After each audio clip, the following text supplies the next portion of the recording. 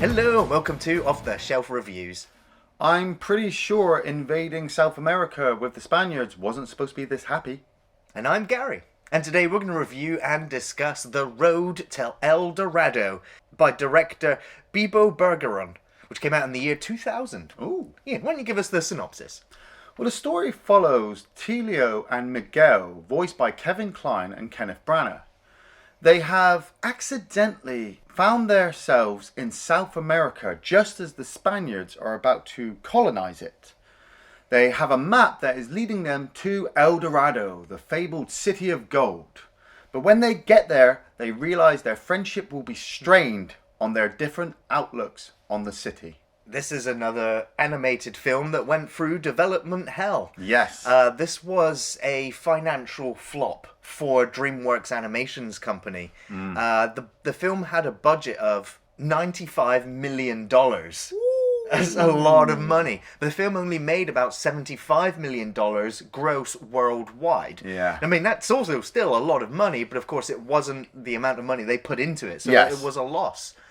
And I could only really put that up to the fact that 2D animation, mainstream cinema, was kind of waning. Yeah, I mean... We'd already had Toy Story 1 and 2. Yes. Ants and Bug Life. Yeah. Things like Shrek from DreamWorks were coming out almost a year later. Yeah. It was almost that shift from 2D into full 3D CGI type animation. But I also put it down to the story, the theme of it is the El Dorado, the lost gold, the lost city. Yeah. And I'm just thinking that there's not that many people with an interest in it anymore, or it's a piece of history that just doesn't work for a children's animated film, perhaps. Yeah, well, I mean, when it came out for me in 2000, 2000, if I remember, Titan AE was around Same about year. that time. Yeah. And obviously preferred that to this so much. But that was a film that was a mixture of 2D and 3D animation. Yeah, like you said, it was coming into that cusp. But I immediately, after seeing so many animations in my time, I looked at The Road to El Dorado and I was like, I'm good. I know exactly how that's all going to turn out without even seeing it. You know, you got the two guys on the back of this horse just looking like heroes. And I'm like, yeah, something bad's going to happen. They're going to be strained. But then they're going to come back for this big finale and save the day. Yeah. I'm good. I've got other films that I need to watch. Well, I didn't realise it, but as I was watching the film, I had the memories. And I was like, oh, wow, I've actually seen this film before and forgotten 90% of it. And I'm like, oh, well, that doesn't hold well for this film, Did does you see it in the cinema or did you get it on DVD? No, just on DVD, on Yeah. a rental. And I'd forgotten it. I was like, wow, that's not good. But what I did realise, watching this film again, was how there was little bits of adult humour scattered in there. Now, Yes. it's not a surprise for an animated film to do that for its adult audience. That sort of thing's been going on as long as I can remember, Yeah. and still goes on today. But I didn't realise that the original script for the film was intended to be an R-rated animation. So lots of sex and Like swearing heavy and metal, I violence. suppose, A you little know? bit like heavy metal, but obviously after several script rewrites and the original people that were making the film removed from the project, they went ahead with the more child-friendly version of the script. Well, yeah, that's where they were trying to sell it to, weren't they? But yeah, you could have gone for a little bit of adultness. I mean, we're talking The Road to El Dorado. We start in Spain, 1519, and we've got Cortez standing there on his horse, giving it the big one. We're going to South America, and we're gonna conquer them. The new world, the new land. I'm like, okay, so raping and pillaging and a lot of disease and, you know, mass murder and genocide. Okay, we're skirting over that. I mean, obviously, not meaning anything, but we've started the film with Elton John singing as well. You know, Yes. if Elton John's at the start of your animated film, you're supposed to just give it up. Peaceful and harmonious upon. But then we cut to Tulio and Miguel, and they're con men, they're gambling, you know, they are using loaded dice to cheat people out of their gold, because Tulio is the plan man. Yeah, He's yes. always got a plan, and he always wants that little bit extra money. And Miguel, he's the charismatic one, I suppose, playing guitar for the girlies. Slightly keep them less distracted. intelligent, or more in tune with his, I don't know, His humanity, I suppose. Yeah. He doesn't, he sees past the gold, I suppose. He sees the people on the other side. But, you know, we get our big action-adventure moment where they get caught out that they're cheating and they race through the city being chased by the bull. You know, and immediately I'm like, they're going to get away. Well, yeah, but it's the how. Yes. And I like the fact that they do get surrounded. And so then they end up fighting amongst themselves, blaming each other for, you know, he's the one who gave me the loaded dice. Well, you're the one who rolled the dice and cheated. And so they fight and they draw the swords from the guards. Yeah. A little comedy gag where he draws the side dagger first. On guard yourself. I will give you the honor of a quick and painless death. And so they fight each other. And obviously all the crowd is enraptured now with them fighting, which you soon learn is part of their plan to escape. Yeah, I realised this looking into production that Kenneth Branagh and Kevin Kline had, for the first time, I'm not sure if I read it right, but for the first time they'd actually been in the same room together, recording their voices together to get this camaraderie to bounce off of each other. That's right. Mostly in animation voiceover work, they get each actor individually in their own booth, a separate day to record all their dialogue for scenes in the film. Yeah. Whereas this was one of the earliest ones where they went, okay, let's get a couple of actors in the booth so that they can have the back and bounce forth off each dialogue. other. And you can tell that in the film. Yeah, that's what I thought. Like you said, with that moment where they're fighting with each other, and then they're racing all the way down. They land in the barrels, and I mean, I did laugh at that where it's like, I bet you 2 gold that we can make it, and they jump off, and you see the other guy have to chuck the 2 gold that they did survive. They end up on the boats though, and we're sailing to America with Cortez, and they convince a horse to help them escape. Well, yeah, you know, an apple falls literally into their cell, and yeah, he talks to the horse, and Tulio's just like, you know, you're talking to a horse, right? He doesn't understand you, but this horse is sentient, like completely. Yeah, and doesn't like the way it's being treated by Cortez because it's supposed to be a war horse, but it actually enjoys eating and enjoying its life. But it has its own personality, quirks, and shows remarkable intelligence. Yeah, they all get off the Cortez's boat, land in a little side dinghy, and end up on the far ocean. And now it's just the 3 of them.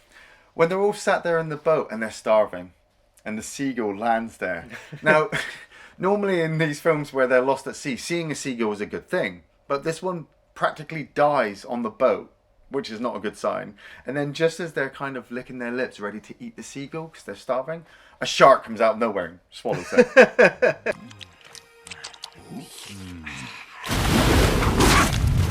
And so we follow them at sea. We watch them go through a massive storm. Yeah. And they barely survive that. And then we get a nice little sequence where the 3 of them are just sat in the boat dying, talking about their life's regrets. And I was just like, wow, you know, I really like these 2 characters. The dialogue back and forth is really good. They're a really good duo. Yeah, but you just know that they're gonna come at loggerheads over their decision making during the film. Like we said, with the way that the characters have come across to us, they're both looking for the City of Gold, but already I'm feeling like they're looking for it for 2 different reasons. You know, Tulio's looking for the gold, Miguel's just looking for the adventure with his buddy.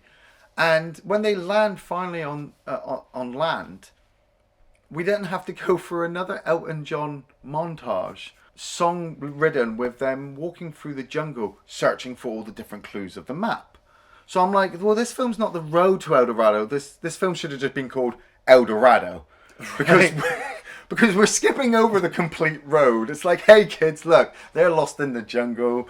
Couple of days, you know, they'll be fine. And I'm thinking there's probably dysentery, you know, there's predators, you know, they're sat under a leaf with it pissing down with rain. And I'm like, right, so it's monsoon season possibly? You know? Maybe, yeah. Now, yeah, they do. It is montage, them basically trekking through that rainforest. And I think it's nearly 20 minutes into the film and they arrive at El Dorado. Yeah. And I was like, Apparently, El Dorado is native for great big rock.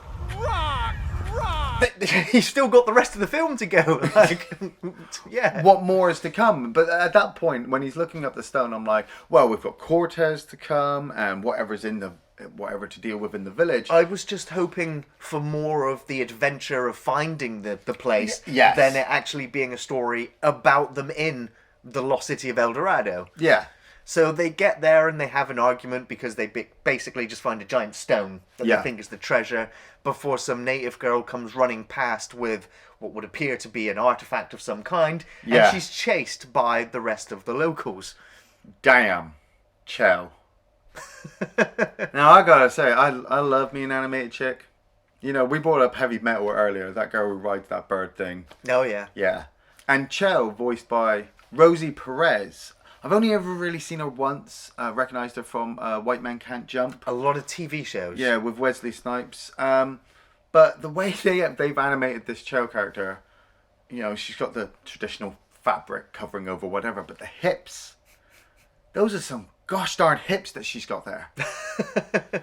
Well, she was supposed to be a lot more provocative, let's say, in the original script. You brought this up before we started filming. This script was supposed to be more sexualized, and we covered this whole part where Tulio does not want to get distracted when they get to the city by a girl. But the way that her hips shake, you know, and the little cheeky wink she has every now and again, made me think of Wizards. Right, yeah. You know, the way they animated the fairy girl in that. And I was like, okay, I'm feeling a bit nervous now about going into this city. So the two of them are pretty much dragged into the city, and it looks, I don't know, I was guessing they were being prepared to be sacrificed. Yeah, Now, outsiders. There's a giant volcano on the island, which looks like it's about to erupt as well. Yeah. And that is when Miguel literally yells, no, or stop, to the volcano, and the volcano's like... It just sucks all just back stops. And so they're like, the gods have returned! And they praise and hold up Miguel and Tulio as gods. Don't make me start it up again, because I will. Yeah, but we've got two different views with how the people of El Dorado are living their lives. We've got Zeleken, or Tzeklen, or... I mean, I don't really know my South American Eldoradian, but he is basically the witch doctor of the village, of the city, and believes in the gods, that they're going to come and they're going to punish, and that, you know, you have to sacrifice anybody who displeases the gods. He was voiced by Armando Sante, who I recognise as Judge Rico from Judge Dredd. And, you know, he you can usually tell in animations, can't you, that these people are evil. Yes. And he wants to murder people. But the thing is, that's one of the things I like about this villain, is that he is just following his religion and his beliefs, you know. It is extreme. Right, yeah, but, I mean, come on, dude. Religion and beliefs and gods. These people basically sacrificed virgins to make the sun rise. Yeah. Yeah. You know, this guy would murder the whole city as long as it didn't rain, I suppose. But he doesn't see it as doing anything wrong. No. And I thought it was fascinating to see the religion and a character like that portrayed in a children's animated film. Yeah, it's quickly, you know, ridden of. Once you get to Chief Tannenbach, voiced by the legendary Edward James Olmos. Now, the chief looks like he's enjoyed his time as the chief.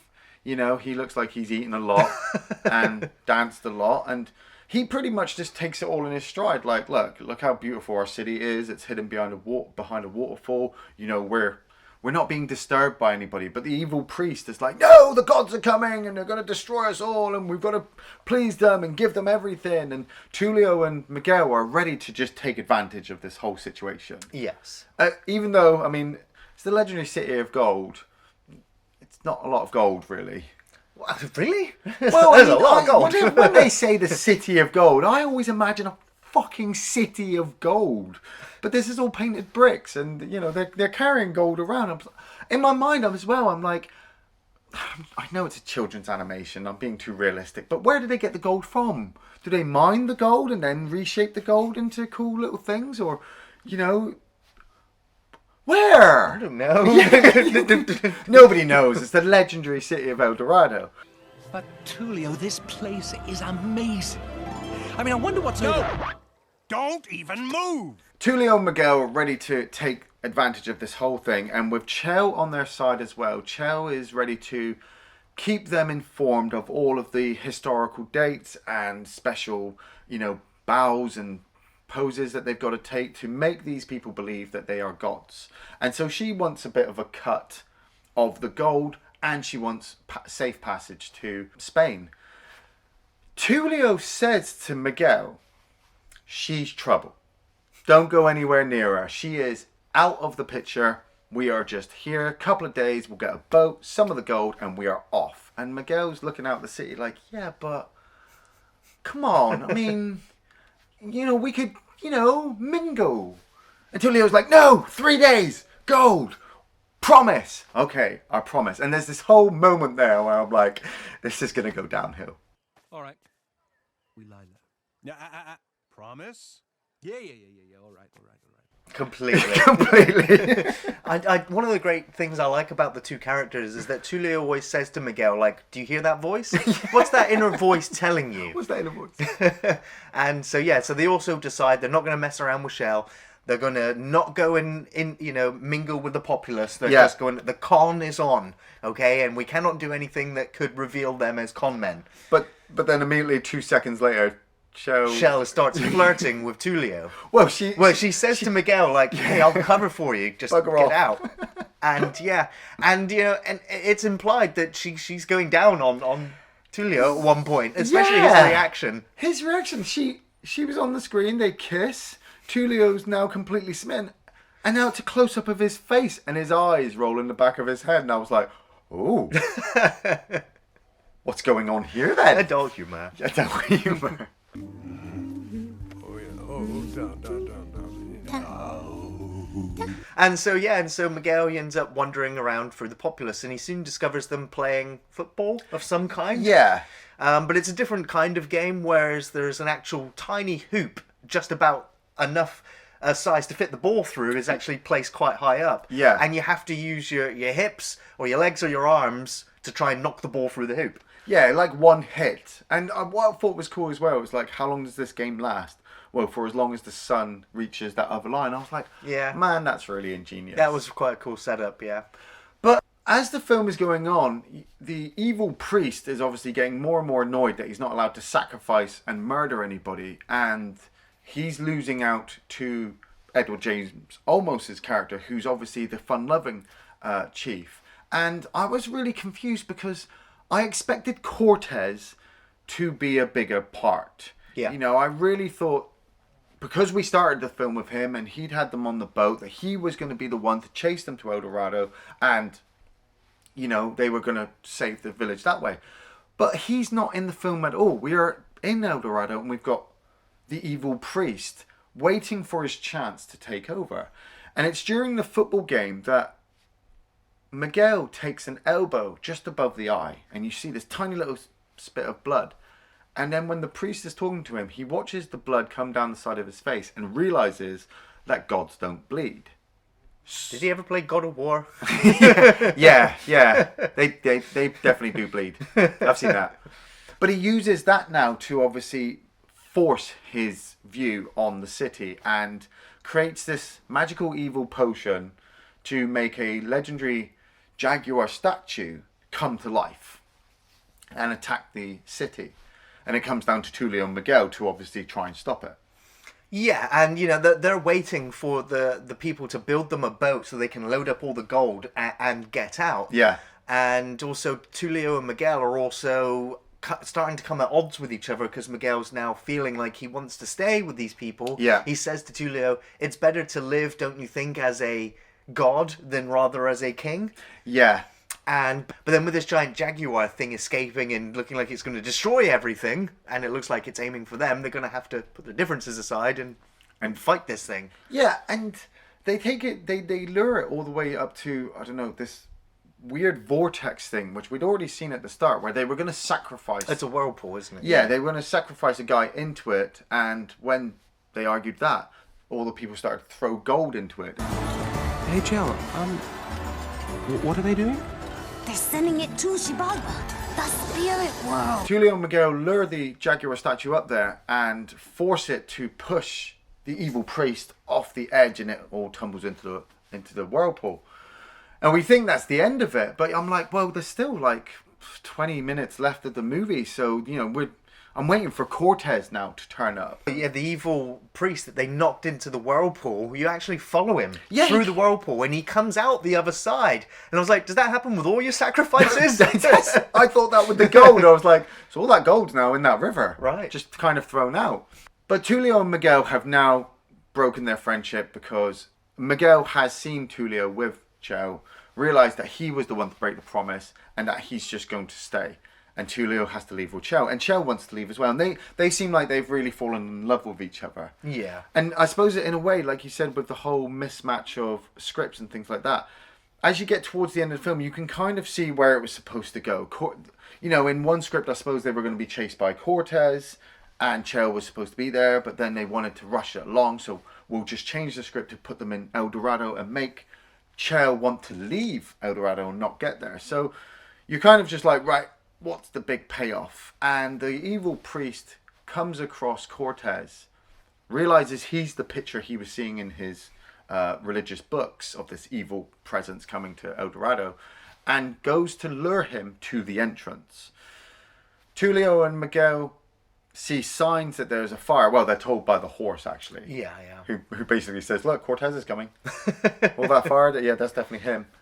And they come up with a great plan to use their boat to break the pillars so that the entrance of El Dorado could be closed so that nobody can find it. And I'm like, well, okay, yeah, that works. Yeah. It's the heroes deciding that they need to give up all their gold and all their wealth and, to protect the people. Yeah. And it's also at this time that Miguel, he's saying his goodbyes, but he's also seeing that the pillar that they're breaking down to help break the structure is going to collapse on the boat unless he gets down there and helps them. So he does this flying leap, manages to get down there and bring the sail down on the boat so that they can all escape together. And unfortunately, he's no longer with the people of El Dorado. No, but it was kind of a nice payoff, I suppose, because, they've got something worth more than gold. Exactly, that's the love and moral of the friendship. story, yeah. But they come out on the other side, hide from Cortez, and the evil priest lures them up to the waterfall, realizes that the entrance is blocked, and realizes that now he's a dirty heathen. You lying heathen. There's nothing here at all. And he will pay for his crimes. I love that line that Cortez said at the beginning to Tulio and Miguel, where he was like, God willing, you will be flogged some more. And then enslaved on the sugar plantations for the rest of your miserable lives. I was like, oh. Do you think the chief knew that they were not gods? Oh yeah, it was the line where they were on the boat and Miguel made a mistake, and he'd already said that line before, and the chief turned to him and went, It's only human to error. yeah. And Yeah. I was like, The way the chief leans back on the boat with that smile, he's just like, I know you're human. I know you're not gods. the big cigars as well. Yes, Those big yeah. cigars. Yeah, I think he must have realised after a while, when they weren't wanting to sacrifice things, and they were really just interested in gold. But he liked them both. Yeah. And he loves his city, so if he could protect his people, then that was the best way. Miguel was helping him do that, and Tulio, well, he was just going to leave with gold. I mean, I got confused, though, by Chell came out of the waterfall at the beginning with a piece of gold. Like she was running away and they were trying to capture her. But she says that her whole intentions were to lure outsiders in. Yeah, I'm a bit confused with that as well. Now, in the original script, both Tulio and Miguel were supposed to have had girlfriends. Oh. Because they decided to remove those characters, those two characters literally became Shell. Yeah. And so her dynamic with them, it's, I guess, having it just the one female instead of them both having their own counterparts, just...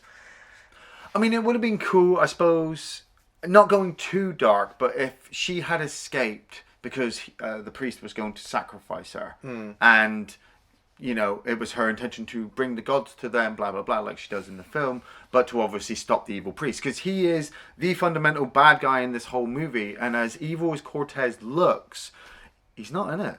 No. For very long. No. You can tell by the animation who the villains are as well, not just by the voices. Yeah. It's the fact that the villains of the film have individual teeth. Whereas normal characters, it's just a white line, you know, it's just lines. Oh, but weird. the villainous characters have the individual teeth marks, lines. I That's did how you not know see they're that. villains. Yeah. So, favourite scenes, Ian? From the road to El Dorado.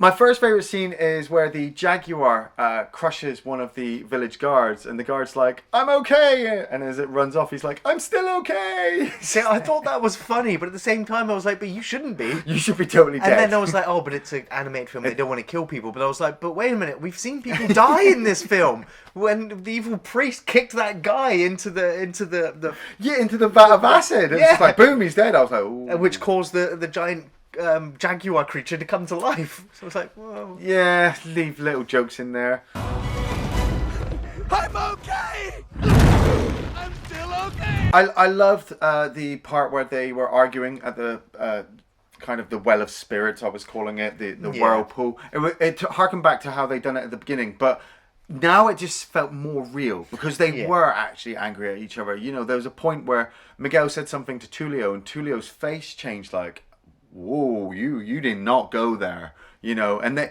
they carry on their argument and then still use it to defeat the bad guy because they know that the ruse basically, like they used with the loaded dice at the beginning. Yeah. But yeah, it's at this point where part of your mind is like, oh, they're doing that thing that they do. Yeah. But at the same time, you're like, but this time, are they? Are they? But of course they are. Yeah. Even though they're still at odds with each other, of course they wrap that up and become best friends by the end of the film. Yeah. You know, they were intending to make sequels to the film, but because obviously how Yeah, you financially see bad that. it did, all the other ideas about the characters going off on other adventures fell apart. Yeah, I mean, I got the idea that because I looked it up. There was a lot of classical movies called The Road to with Bing Crosby and Bob Hope. Well, that's what this was inspired by. Yeah, and I thought, if I'd known that, I might have enjoyed it more. Yeah. You know, if I'd seen those before, that maybe you could have done that. You know, road to this place, road to that place, and just had these characters recurring. But you know, sadly, we didn't get that. Maybe they could remake it.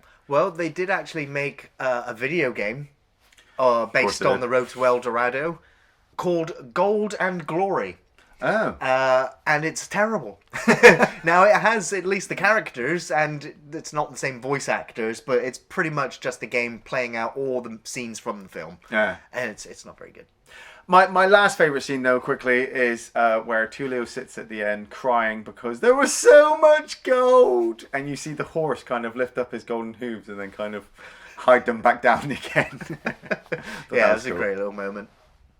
Yeah, I really liked the horse. The horse had some great funny moments in the film. Yeah. Right from its introduction, just its facial expressions and the sounds. And then I realised who's the voice actor for the horse. The horse is called Altivo, and Okay. is voiced by Frank Welker. Now, if we've mentioned Frank Welker before because he's the voice of Megatron and a million other characters that you recognise from cartoons and video games and TV films. I didn't realise the horse spoke. Well, it doesn't. Well, I mean, it makes noises, but I'm like, you got the voice of Megatron to do horse that. noises. But they also got another fantastic voice actor. I think it's Jim Cummings. Yes.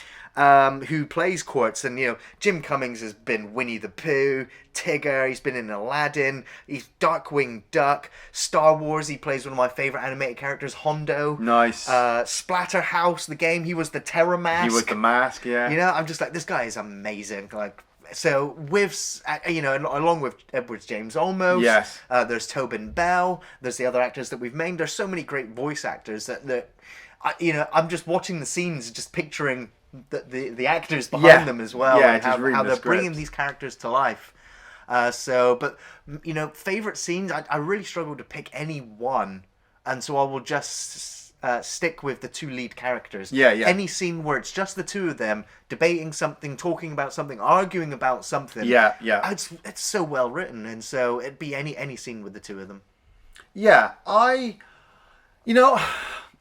do recommend The Road to El Dorado, but, you know, it's not the worst hour and a half I've ever spent. I did enjoy myself, even though it was very cliched, completely predictable. You know, you just knew at the end that you were. Well, I felt at the end I was just going to enjoy myself for an hour and a half. You know, a couple of Elton John sing-alongs. You know, like Gary said, the two main leads, they really work off each other. Maybe it's the way it was recorded for them. You know, Chell, yeah, mama, yeah, yeah. Edward James Olmos with that big-ass cigar. But, you know, he's fucking Adama, come on. You know, the evil priest with Armand Desante, yeah, he did. He played his role really, really well. I mean, he's not as memorable as Jafar, but he would definitely be up there with that fucking Jaguar statue. Yeah, yeah. If I was going to, I would put it on just in the background, you know, for some kids and go off and do some jobs and then come back and be like, oh, yeah, oh it's that part, Skip. Yeah. I'm kind of, well, whether or not I recommend this film, simply on the fact that when I was watching the film again, I'd forgotten that I'd seen it before. Yeah. Which just means that after, 15 years of seeing it, it's wholly forgettable. Which is bad. It's like really bad. It's terrible. Yeah. You've forgotten everything about it, which means that none of it's going to stick. Which means it's easy watching entertainment. But because you'd watched it the first time and forgotten it, did you enjoy it watching it the second time because you didn't remember? I enjoyed it, but there is still a lull in the middle where I was just like, once they get to El Dorado, and it was just like, the thing that brings the film down for me is the songs in the film, is that they're all forgettable. Yeah. There's not a single catchy song in the entire film. And, this is coming from the creative, the music writer and performer from Lion King. Yeah, but Lion King was, lightning in a bottle. Trying to recreate it again, you're going to lose something. The song, they lost everything. Well, the songs just keep the pace going. I mean, I didn't completely just tune out. They were transitions between one set to the next. Yeah, and I mean that one in the village where it started going all trippy LSD towards the end. That was kind of cool. That was, the visuals were very good because obviously they were drinking and smoking and partying, and it was all the colour swap changes. Yeah, so I mean, there are some psychedelic moments that are memorable, but I'm trying to remember what the visuals actually were, and other than the color swapping, I can't actually recall. Maybe no. So it's an average film, or just above average film, in all honesty. It's quite forgettable. The animation though is really, really nice. It is entertaining, but some of it does feel flat. Some of the adult humor does elevate the film a little bit, and it's fairly well paced. The animation is very nice, but other than that, as a personal recommendation, I'm not going to recommend it. I'm afraid. At the end of the day, you person, you are one of the birds. Stop! Thanks for watching Off the Shelf Reviews. It's tough to be a god. Where mortals have not trod. Be deified when really you're a sham. Be an object of devotion.